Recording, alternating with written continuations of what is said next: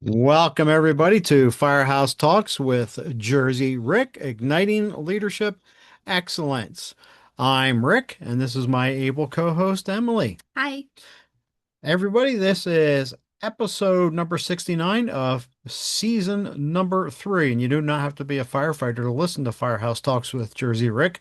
Yesterday, I was talking to a friend of mine who used to be on the fire department with me, and now he's driving over the road trucks, uh, trucking, I should say, and working for a company and delivering products throughout various regions of the Western United States here. And he told me that he listens to the podcast when he's out on the road. And then also he talks to the various store managers about it as well and say that they should listen. And Mike, not only another firefighter, but a Marine as well. So, Mike, I know you're listening to this. Thank you very much for plugging our podcast. We appreciate that. And Semper Fi. So, with that, I'm going to turn this over to Emily. Yeah, so today we are interviewing Jersey Rick, also known as my dad.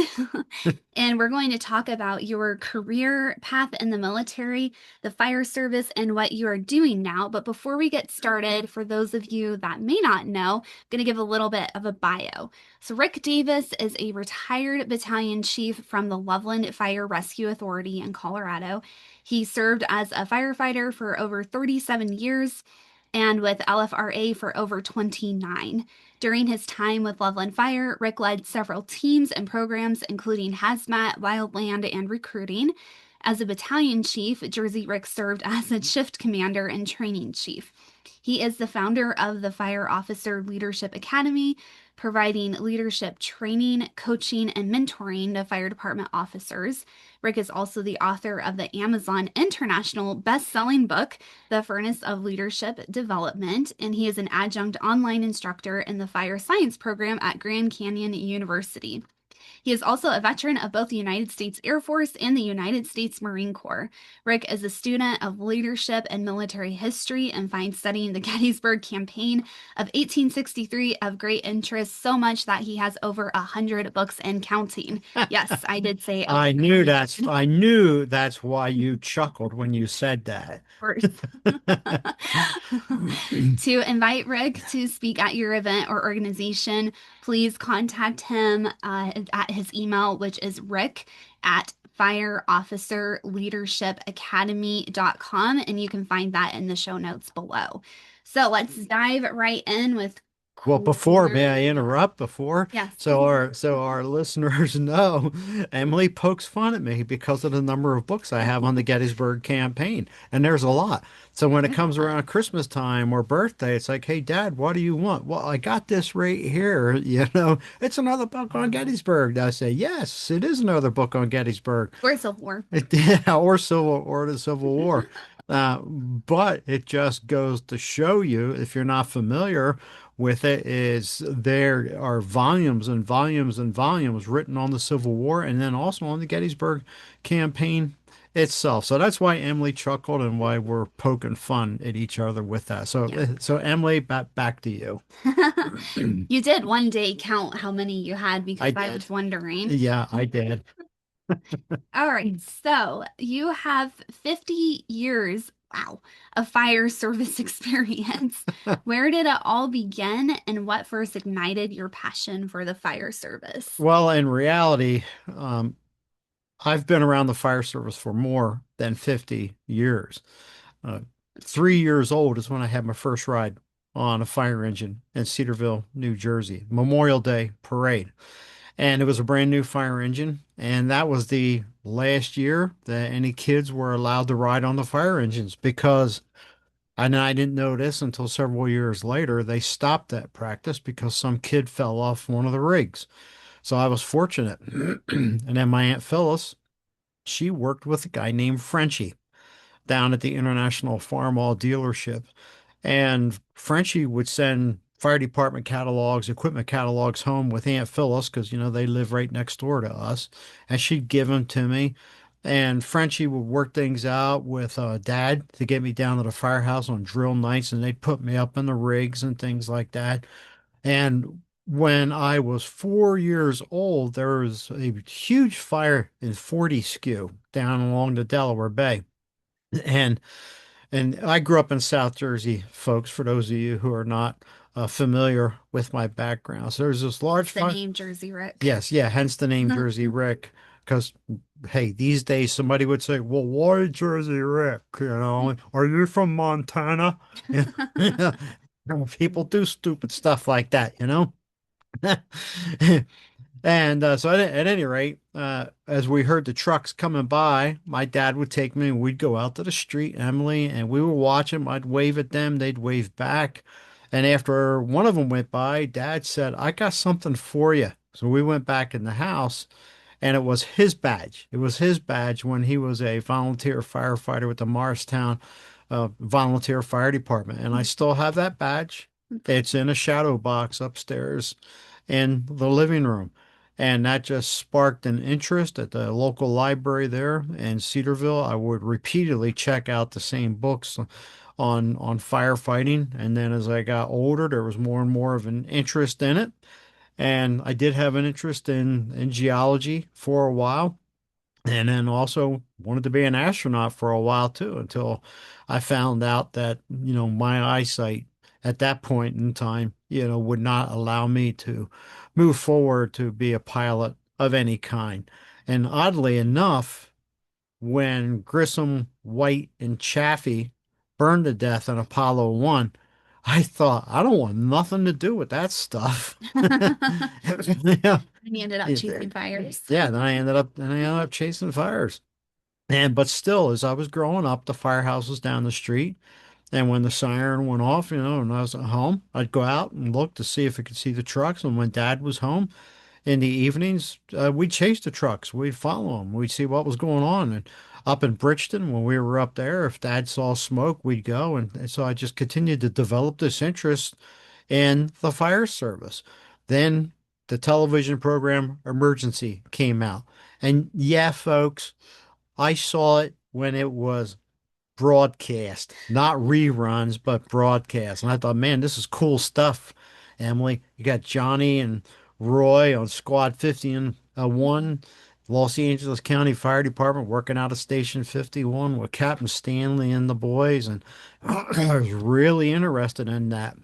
And however, I didn't say anything to my dad about it because he was adamant that me and Ron, that's my brother, folks, that we go to college. He wanted us to go to college. My dad had quit high school during the Korean War to join the military to support his mother because his father had died.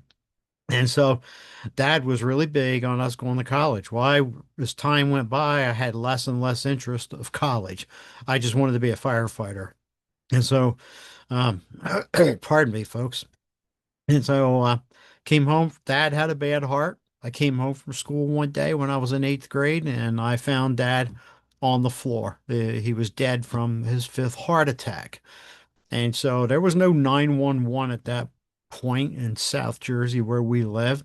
And our town didn't even have an ambulance. It came from the neighboring town, Ferreton Fire Company. So I dialed 0, told the operator what was going on, went next door, beat on the door, got my neighbor, Art French, aka Brother French. His sisters always called him brother because he was the only boy. And he came over, and then two guys showed up in an old white Cadillac ambulance, and they loaded my dad, put him in the back, and then took off to Bridgeton Hospital. And so as the ambulance was pulling out, I said, this is what I'm going to do for a living. I will be a firefighter for a living. Now, there was resistance.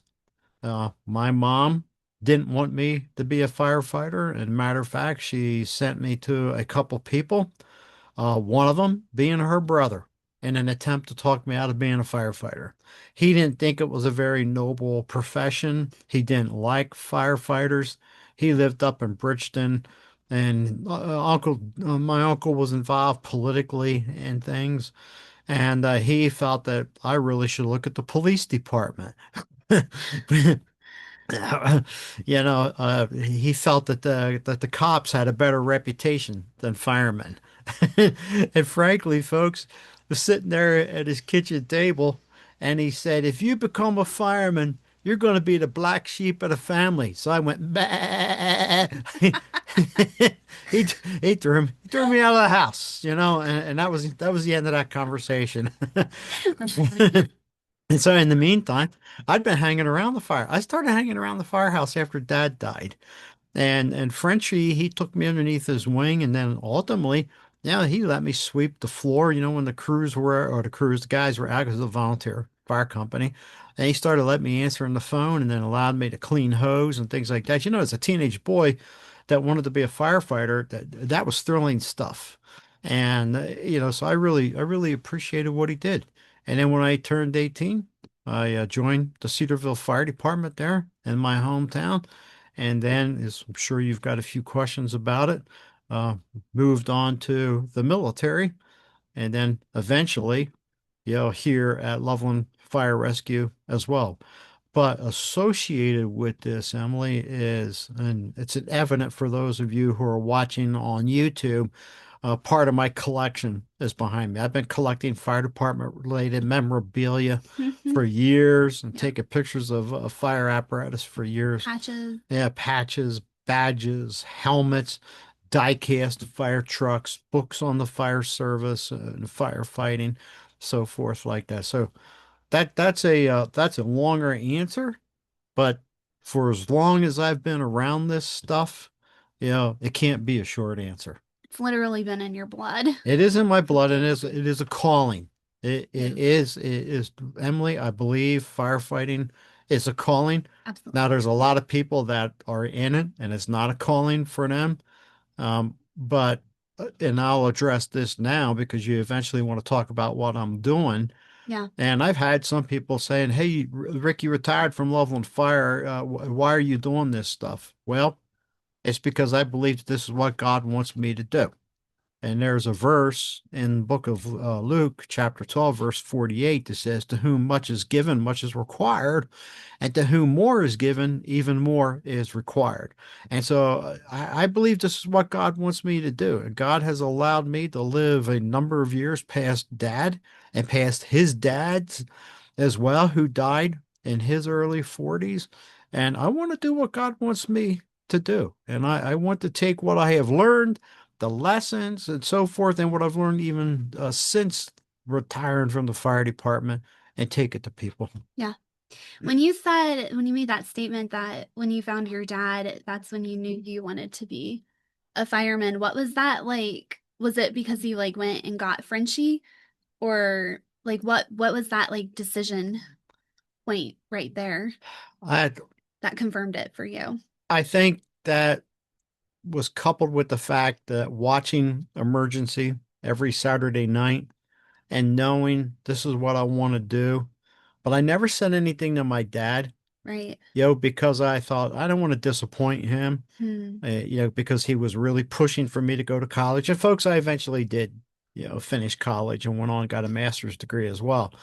But at that time, all I wanted to do was this, but I didn't Yeah. want to disappoint Dad. And so I'd never said anything to him. As a matter of fact, I was debating in my mind, well, how can I could go to college, but I really wanted to be in the military. I really didn't want nothing to do with college. And I could do that, and then I could be a volunteer firefighter as well. But when emergency came out and I saw that, and the Los Angeles County Fire Department had technical advisors on the show, and they really made the producers stick as much as possible to the county procedures. And I saw the camaraderie that they were portraying and it was existing. And so, but it was like a final thing for me, Emily, that decision. A final thing is like my dad's lifeless body's going in the back of the ambulance, and that's what I want to do. Hmm. I want to help people this way, Yeah. just like those two guys were doing. That's really cool. I actually didn't know Hmm. the full story behind Oh, that. okay. Thanks for sharing. Yeah, you're welcome. So, who were some of the leaders who shaped you early in your career, and what lessons did they leave with you? Well, we already mentioned Frenchie. Hmm. Yeah, being and Frenchie, I cannot remember how many years he was on the Cedarville Fire Company. But he, in my mind, he was a legend, and he was a keystone. I mean, a cornerstone, of that fire company. And he was also the town clerk, and he worked at Danson Baker Brothers, yeah, International Farm. And so by him allowing me to do the things that he did, once those guys saw that, hey, everybody knew everybody in Cedarville, and all them guys down there in the fire company, a lot of them knew my dad. They all knew dad had died, and they knew who I was. But I'm sure initially it's like, what's this kid doing down here? But Yeah. I made my presence known so much that I became a fixture down there, Mm. you know, at the firehouse. But just, and there's things that you don't realize at the time, Emily, but reflecting back, as I got older, reflecting back on what Frenchie had done, he was mentoring me. He was mentoring me in a different way. He wasn't sitting down with me now saying, now, Rick, you need to be doing this, blah, blah, blah, that, or I suggest this, this, and this. Just by him allowing me to do different things, he was mentoring me. He was showing trust in Mm. me. And a lesson that I learned out of that is give people a chance. When you Mhm. see that somebody is interested in something, don't shut them down like what my mom was trying to do, Yeah. by sending me to a family friend who he said, now, Ricky, you're too short. You can't be a fireman. Yeah. Yeah, yeah, or yeah, or like you wear glasses, you can't be a fireman. That type of stuff. Well, Yeah. Emily, at that time period when I was growing up, there was a lot of fire departments that had height restrictions. Oh, Yeah, yeah, there were. whoa. And the I so coming from the family side, I had people that were discouraging me from Mm. being in the fire service, but yet them guys down there at the Cedarville Fire Company, not a one of them I don't ever recall, and I there's some things I really remember, and I don't ever recall any one of those guys discouraging me from pursuing being a firefighter. Yeah. But Frenchie was a big part of it. And there was another guy, Rich Gardner. I got tied in with Rich Gardner. He lived over in Philadelphia, and he was retired from the Philadelphia Fire Department. He retired out as a lieutenant. And I got connected to him by a guy named Bill Proudman. And Bill Proudman was the chief of the Reserve Fire Force in Philadelphia when they had that. And I met Bill by going to the various fire department parades, when they got a new rig, celebrate an anniversary, put up a new firehouse, and they're selling the mugs. That's how I got to know Bill. And and man, I thought that guy was ancient then. I was convinced that, I mean, Bill, I thought, hey, this guy was serving with Benjamin Franklin on the Union Fire Company in 1736, but I mean, the guy was just the stories that he would share, and it's like, wow, this is incredible stuff. And, and so he's the one that connected me with Rich Gardner.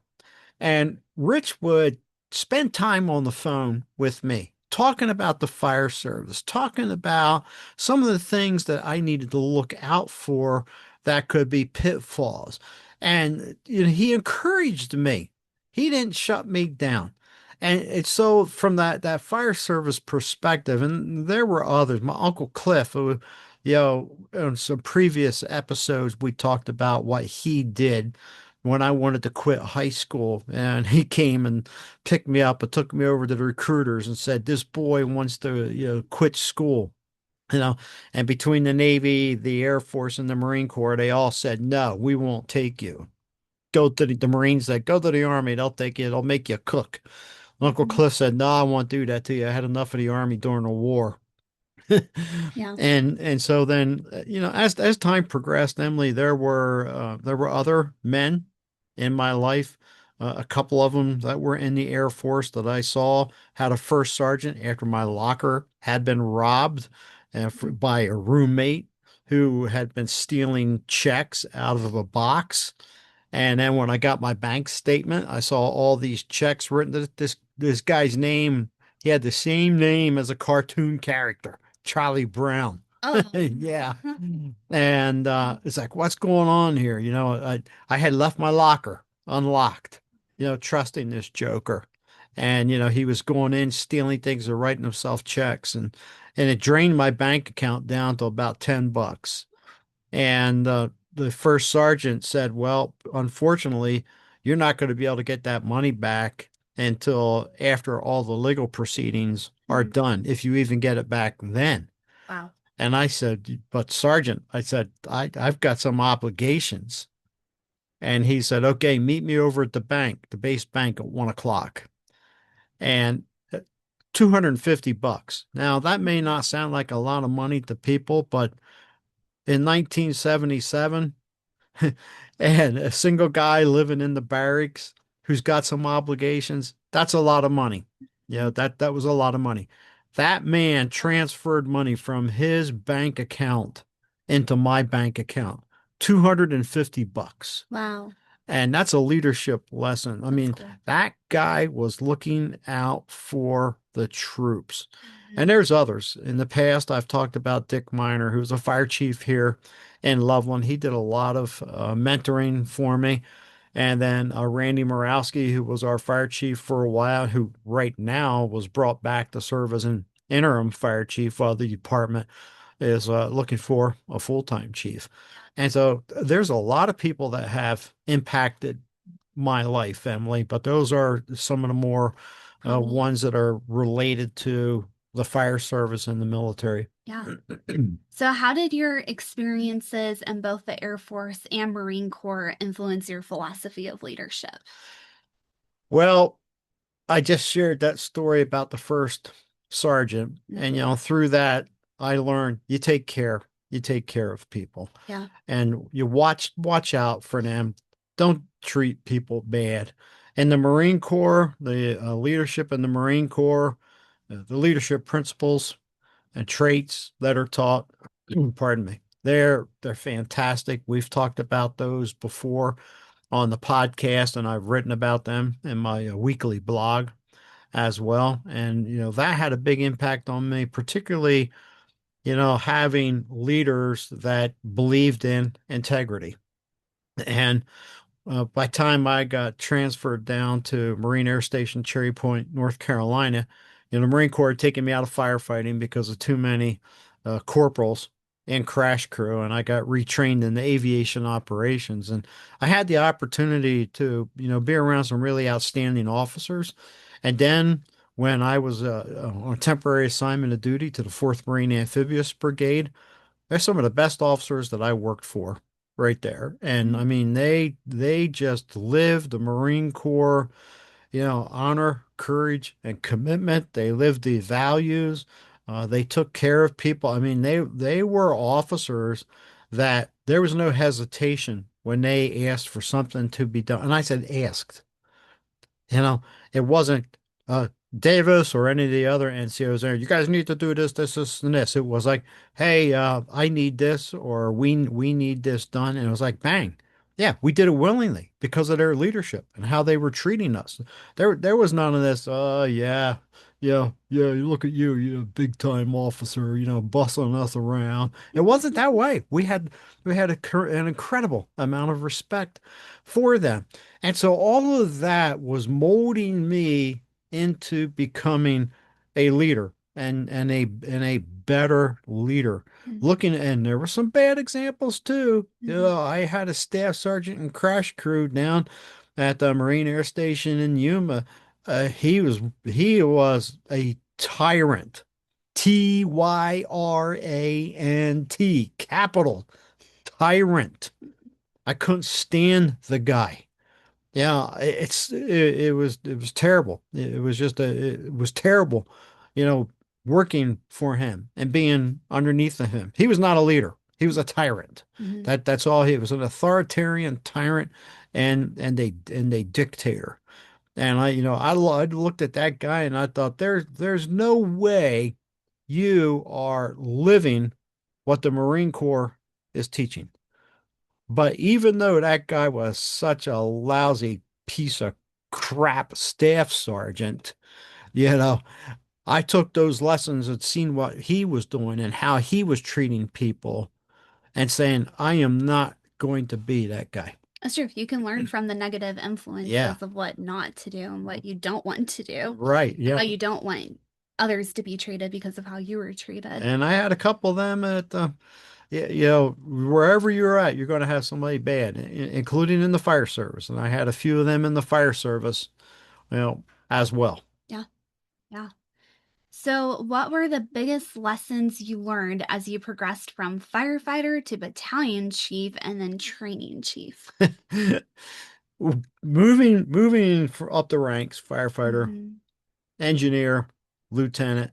And then at that time, Loveland Fire, we had abolished the captain's rank. So you went from lieutenant up to battalion chief. And Oh, while I was at okay. BC, we did bring the captain's rank back.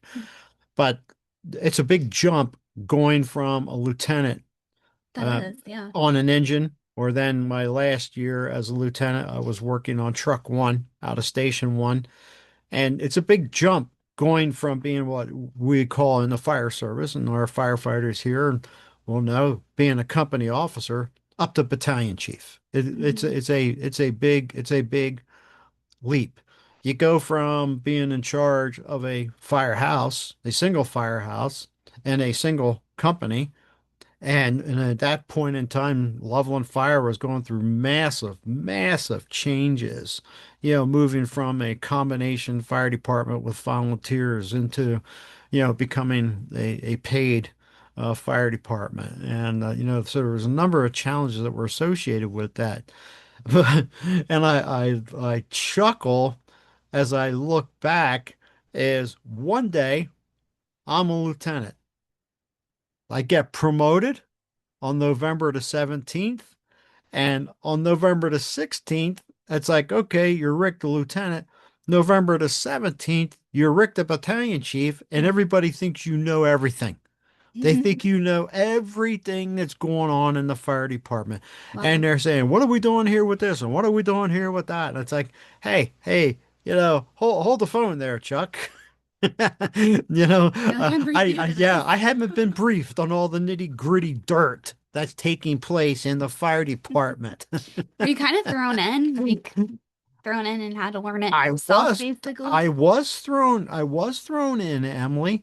That and I say this with hesitation because it really is a black mark on the organization. But I don't want it to come across as I'm bad mouthing the fire department that I was with for nearly over 29 years, nearly 30 years. All the leadership training that I had from the time that I came on Loveland Fire all the way up until Chief Morowski came in 2009, all the leadership training that I got, it was on my own. Mm-hmm. It was me reading books. It was me watching the videos. It was me reading the journals that were out there. It was me begging, borrowing, and stealing just to get to the officer development program that was co-hosted by Denver and Aurora fire departments.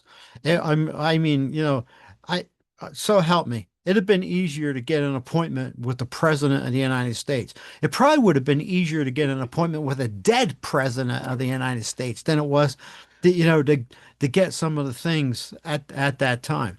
And the 2009 change, when we finally started getting corporate, and what I mean by that is leadership training for the whole department, was when Randy Morowski came. Mm. And he saw that this is lacking. This is lacking Quality. at Loveland Fire Rescue. Yeah. And it's so that's and unfortunately, I still hear from, firefighters, when I'm out training in places that, hey, no, we haven't had any leadership training. Earlier this year, I was down in New Mexico teaching, and there were several firefighters there who had said, we've never had any leadership training. Hmm. Wow. Hmm. It's definitely lacking Yeah. for Could sure. you repeat There's a that gap. question again, too, and make sure I answered it for Let's you? see. My question was, what were the biggest lessons you Oh, that's learned right. Mhm. as you progress from firefighter to battalion chief and training Yes. chief. Okay. Yeah. Thank you. And I don't know. Yeah. Detoured because you said I wasn't. Yeah, I They didn't, detoured yeah, you. they did not prepare me. It's like, no, the first time I functioned as an acting battalion chief, um, the shift before I got called downtown and my BC said, okay, Rick, I'm going to show you some things. And I thought, oh, great. So he takes me out to the command vehicle and he shows me how to turn on the lights and the siren. Yeah, whoopee. Then he took me to the back of the vehicle and opened it up. Said, "Okay, well, the command board's here. This is here. This is here. Okay, let's go upstairs." He said, "I got to show you this too. You need to know where the overtime book is at." Yeah, and this is how it's handled. And but I I had no formalized training on becoming a battalion chief. Like I said, it was Mhm. all on me. And fortunately, Instinct. during my time as a battalion chief, the department put together a program to work with the captains to get them prepared Mhm. to become a battalion chief, which is what is needed Yeah, because it's a big jump. Yeah, I mean, yeah. it is. I mean, you're jumping off into the deep end of the pool. And what really compounded it for me is I stayed on the same shift and I inherited a couple real beautiful personnel issues. Yeah. And so you go from a company officer up to battalion chief. And in our case, in our fire department, you have the entire shift. You're responsible for, everything that occurs while you're on shift in a 200 square mile area. Those were just some of the challenges. Yeah, you really were put Mhm. into the fire, so to speak. Yeah, absolutely. And fighting fires. So after decades of leading people, how would you define leadership today? I believe leadership is having a positive influence on people. And that's what it's about. And I say positive influence because Yeah. there's negative influences like that staff sergeant I was telling you about. That guy had stripes, but he was not a leader. Did he have influence? Oh yeah. Yeah. Not He had respected, yeah, he probably. wasn't respected. And there was a number of problems in crash crew because of how things were being run, which, you know, after the time once you're separated from a situation, I look back on that and we had a warrant officer that was in charge of crash crew. He's the fire chief. And rested with him. He's the one that allowed the toxic behavior to exist in crash crew. So there was a leadership failure, that was on his part there. And so when we take a look at these things here, Emily, there is so much, that takes place that really could go into a definition of leadership. But, John Maxwell says leadership is influence, nothing more, nothing less. And I can't remember the quote off the top of my head, but General Lejeune, who was the 13th Commandant of the Marine Corps, he had a really good comment, but it was essentially leadership. Leadership is people. Management is systems and things. You cannot apply management principles of systems and things to leading people. And so there, you could go out there, you can Google leadership, you can, find all these different definitions, but in the end, I really do agree with John Maxwell that leadership is influence, nothing more, nothing less. But I want to put in the word positive influence, not negative influence. Yeah. Yeah, absolutely. So even after retiring from Love and Fire, like we've already discussed, you continue to work with firefighters and fire departments. So tell our listeners what type of work you can do for them. Yeah, a lot of it is continuation of the type of training I was doing when I was on the job. I still do have the opportunity periodically to work with a gentleman doing hazardous materials training. Yeah. And there's another organization that I've worked with doing hazardous materials training and in their wildland refresher training. But, from the standpoint of my business, what I am doing exactly is, and that word, that phrase, leadership training encompasses quite a bit. I've worked with fire departments here just in this past year, and then under the title of leadership training, I've given courses on handling personnel problems. Mhm. I've talked about communication. How can you communicate? And there's a lot of people. Communication's learned. It's not, it was, yeah, we can, a baby will start blah, blah, blah, blah, blah, blah, blah. And there's a lot of people that, Effective yeah, yeah, communicating. there's a lot of people 30 years old are still going blah, blah, blah, blah, blah, blah. And they're not communicating, So true. with anybody. So, I talk about that and I have fantastic resources because, as you know, but many of our listeners probably don't know, I'm a member of the John Maxwell Certified Leadership Team, and I'm certified as a consultant in the DISC behavior assessment, D, dominant, I, influential, S, steady, and C, correct. And so I incorporate all these things. I incorporate the resources that I have access to in there. And so that comes under that umbrella of leadership, Yeah. how to lead people properly. I teach fire department officers how to become better officers to where they can lead to reduce personnel problems and make an environment that where people want to come to work. Not, oh no, I gotta go work with Captain Schmuckatelli today. Yeah, there was a emergency episode. The guy's name was Captain Hook.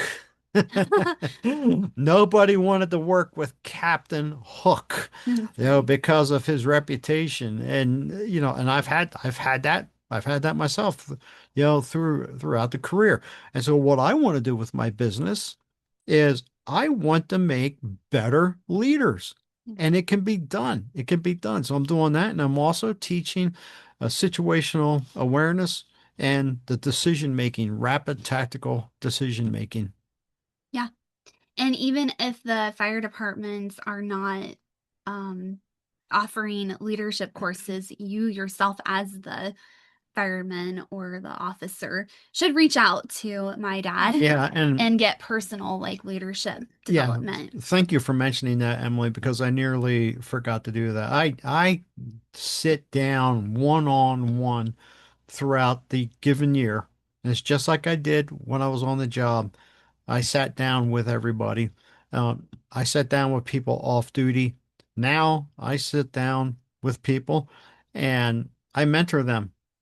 Oh, I mentor them, and Yeah. it's part of my business, mentoring and coaching. And for those of you in the fire service, coaching has a negative connotation.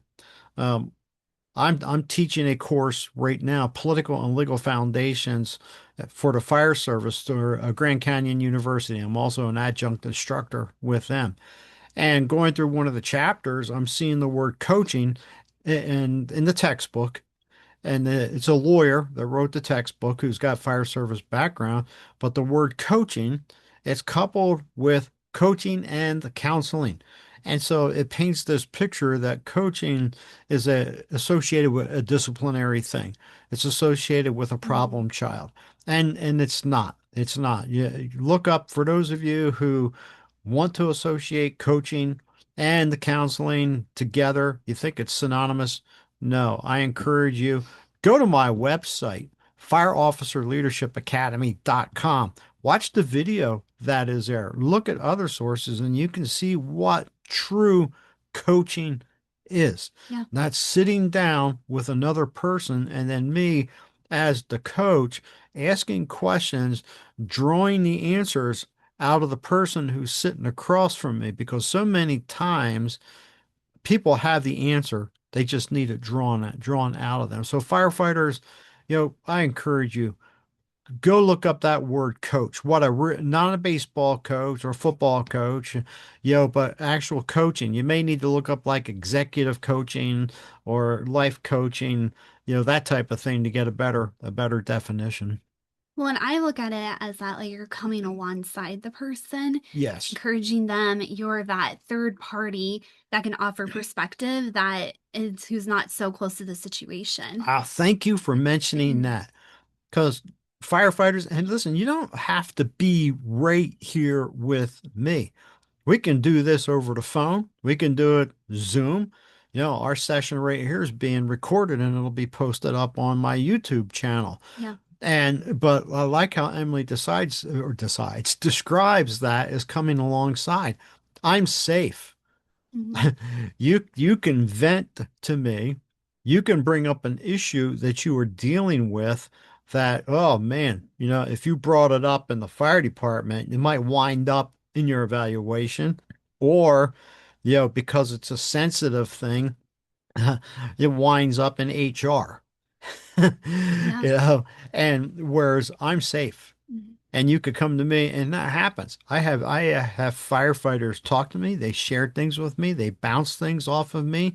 And they say, have you ever encountered anything like this? And sometimes it's like, yes, I have. Other times it's like, no, I haven't. But, there are answers that are out there. And, I think it's probably been a while since Emily and I have mentioned this because we've been interviewing people. But Emily and I are Christians. We believe in and we follow Jesus. So Mhm. we live our lives based off of biblical principles. And, when somebody's asking me, for advice, if most of what they're dealing with can fall back into something in the Bible to where there is an answer. Not all the time, because some of it is very complex. Now, I'm not a counselor or a therapist. Let's get that out there. Though, as a battalion chief, there's times that I felt that I was. I'm sure. Yeah, absolutely. So do we have time for a few more questions or should Yes. we wrap it up? No, we got time for a few more. Okay. So, what is your philosophy of retirement and what drives you to continue to add value to people? I don't believe in retirement. You would go I crazy, would go for nuts. one. Yeah, and yeah, so would your mom. She would go nuts too. So then therefore your Yeah. daughters would go nuts. Yeah, everybody around me would go nuts. And so, I stay active with the business, and for a long time, I mean, it was mom and I were married for 1 week. And we went to a garage sale for the husband and a wife in the church were having it. And Joe and Virgil were their names. And we looked at them and said, wow, look at how vibrant they are. And he was a Navy vet from World War II. Look at how Mhm. vibrant they are. And we watched them. We watched how they interacted with people. And had the ability to interact with people their age, all the way down to even kids. Mhm. And so I would watch them, but then I would watch some others as well. And I made an observation. The ones who had retired from a profession and then moved to something else were the ones that were still mentally sharp. Mm, They were still vibrant. yeah, They still felt that they had something to contribute in life. They felt that they had a purpose. Versus the ones that I seen who would retire and then they would just sit around.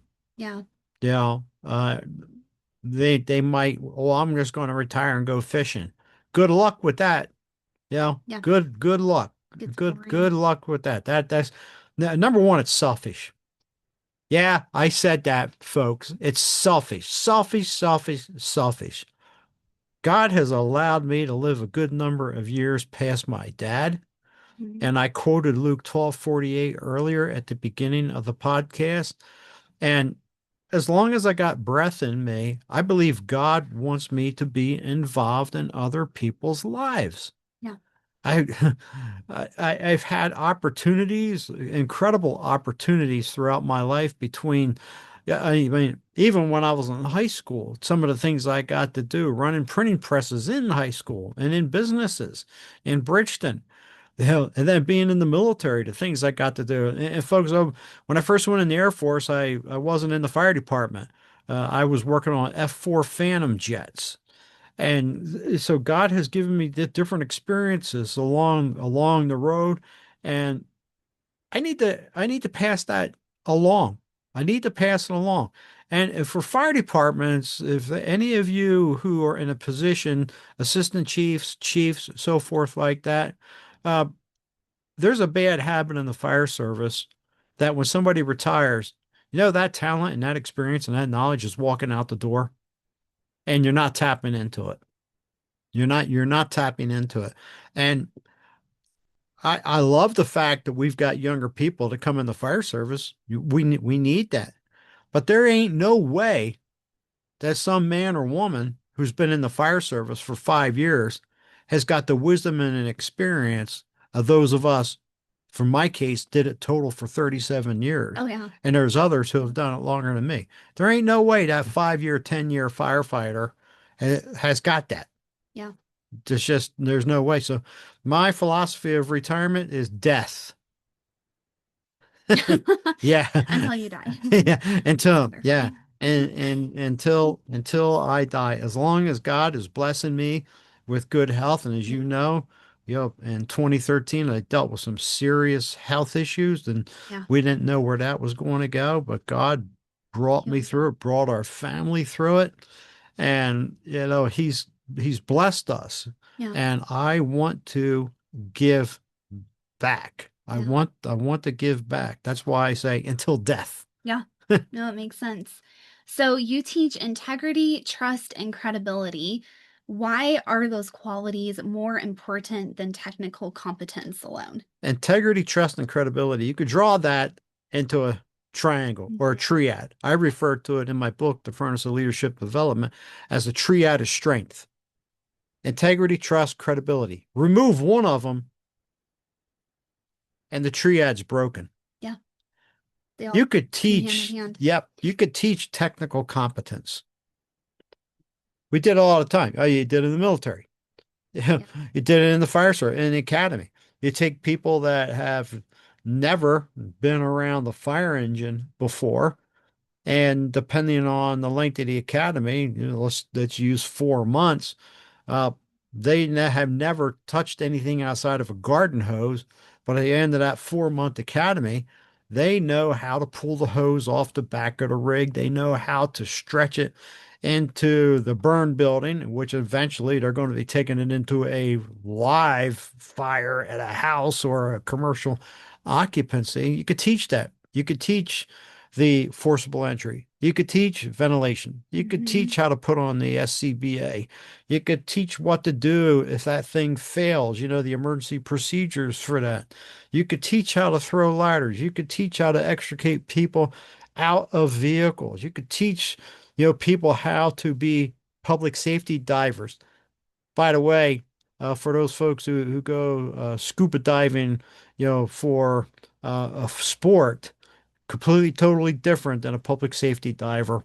And you should look into what the public safety divers have to go through from a training perspective. And then, yeah, I admire those guys who did that. But Yeah. those are technical skills. You could teach the technical skills. By the time somebody's coming into the military, coming into the fire department, their character basically has been formed. Now, the Yeah. military does have a way, because you're captive in boot camp, they do have a way of molding people and getting rid of those Breaking you. as well. Yeah. Yeah. Yeah. Breaking you down from being an individualist to being part of a team. Mm. And, and, so that triad of strength is there for a reason. Yeah. Those are the hard things to teach. Hmm. Now, I am not saying that people can't change. I've known people who have said nobody can ever change. Oh, baloney. Christ can change people. Hmm. Accepting Christ as Savior changed. He changed me when I accepted Christ. A guy that was drinking as soon as he got off duty, God changed Rick Davis, and God continues to change Rick Davis. And so people can change, but it's much harder, Emily, to sit down and work in those areas. I'll use the word character, as an overall umbrella for it. It's much harder to work with people from that character standpoint than it is. It's like, okay, somebody's having trouble throwing ladders. Um, take them out and have them throw ladders for the rest of the afternoon and learn how to do it efficiently. Yeah. So that's why I believe that. Yeah, makes sense. So you spent years studying situational awareness and rapid decision making. What separates effective leaders from those who struggle when seconds count? And you do have a course on that as Yeah. well Yeah, that I I could plug I in. I do. You know what separates leaders?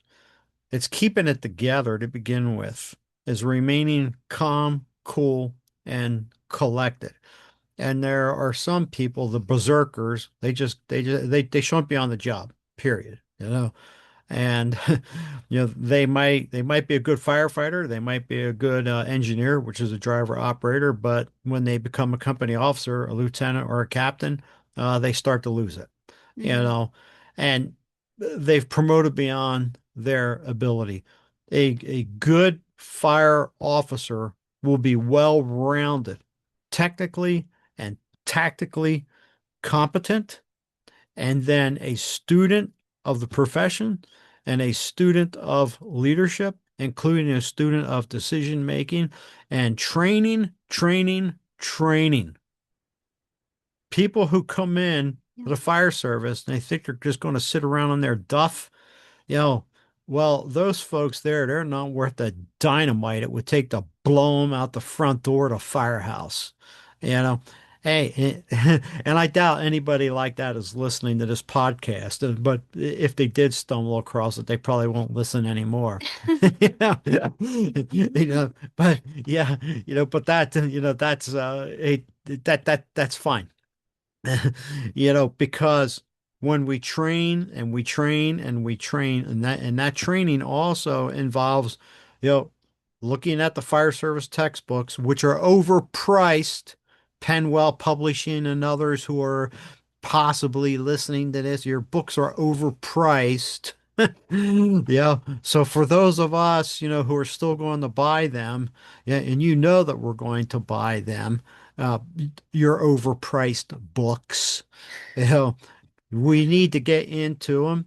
We need to listen, or I should say, rather, read the journals that are out there, like Fire Engineering, Firehouse Magazine, see what's taking place.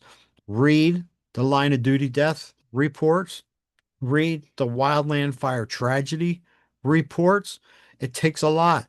And look at the videos. Look at the videos. Hey, athletes watch videos of the game. You've been on an incident. It's probably been recorded. Go back. Hopefully, your department is doing an AAR, after action review. And John Maxwell talks about evaluated experience, not just experience, but evaluated experience. And that's how we learn. That's how we grow. And that all becomes part of the mixture, which ultimately will separate the calm, cool, collected officer from the one that's running around like his hair or her hair is on fire. Yeah. Yeah. Makes sense. So, looking back over your time in the fire service, what leadership mistake, excuse me, taught you the greatest lesson? I've had a few, and one that really stands out to me is still a new battalion chief, and I had mentioned earlier here today about inheriting a couple personnel issues, and one of them was massive. It was a massive personnel issue, and I felt that by me investing my time into this guy, that, you know, Rick Davis, certainly brand new battalion chief, Marine, been around a while now. Certainly my fantastic astronomical leadership abilities will change this guy. Yeah. Well, it didn't. And, I had the admin assistant one day. She said, "Do you lose sleep over this?" I said, "Absolutely not. I don't lose sleep over that guy." But he was time consuming, and he was very time consuming. And he was off one day on vacation, and I was doing what my habit was, visiting the fire stations. And that particular crew had been moved into station six because of a remodel on their station. And so I was there and I was doing what I always do, sharing things, mentoring, telling war stories, laughing with the crews, passing on information. And I said, hey guys, I said, hey, thanks for the coffee. And I said, I need to run out to station three. So as I was walking back out to the command vehicle out front, I heard, hey, Chief. And it was the driver from that other crew who was working for that officer that was my personnel problem. And he said, I really appreciate you coming out here today and talking to us like this. And he says, you know, the guys in the stations tell me you do that all the time. He said, why don't you do that with me? Mm, And Emily, it was like I had been gut punched. My stomach knotted up, and he was right. He says, you show up at the station, you'll and I don't want to use the guy's name. He says, you'll say hi to me, and then you'll disappear in the office with the lieutenant. He said, then after a while, you come out and you'll tell me bye and mm, you'll leave. mm, And he was right. He was right. And I was spending so much time thinking that my fantastic leadership skills was going to change this lieutenant. And it was just going in one ear and out the other. missing out on the one who truly wanted Yes, the help. absolutely. It was missing out on the one who truly wanted the mentoring, who truly wanted to learn. And two shifts later, the captain on engine one came Mm, upstairs to me and said, Rick, I need to talk to you. And he said, that lieutenant is sucking the life out of you. And consequently, it's sucking the life out of the shift.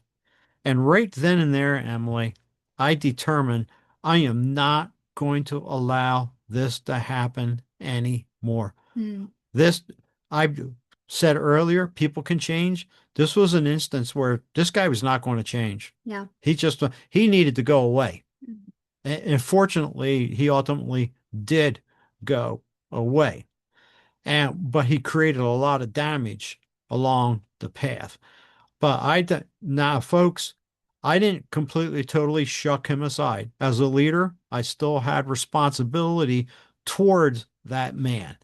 But I tell you what, the amount of time that I spent with him was greatly reduced mm, because there were people on the shift who needed my leadership. They needed my mentoring. They needed the training that I was providing to them.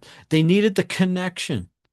They needed to learn how to trust me. mhm.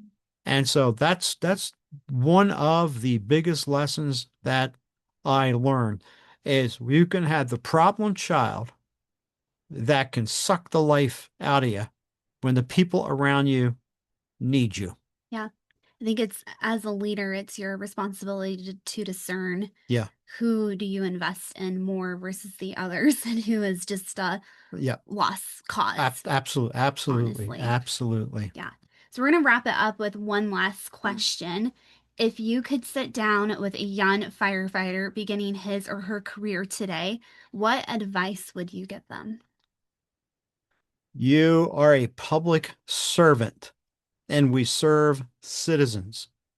Yes, customer service principles can apply, but folks, they are not a customer. A customer has a choice of where to go. That's true. Yeah. Yeah. They If can choose. yeah, if I don't like the hamburger at one particular place and the customer service is lousy, I'll go down the street to someplace else.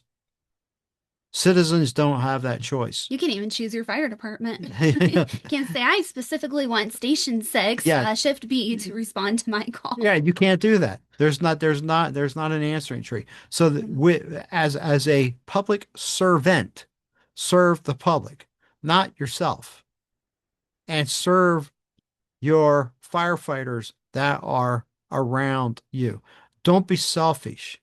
Learn, grow, train, and don't be afraid to look up and say, hey, someday, I just may want to be a company officer, or someday I may want to be a chief officer, but prepare for that.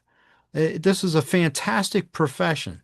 I love being a firefighter. I love the camaraderie that yeah. is associated with it. And we live in an incredibly selfish society. Yeah.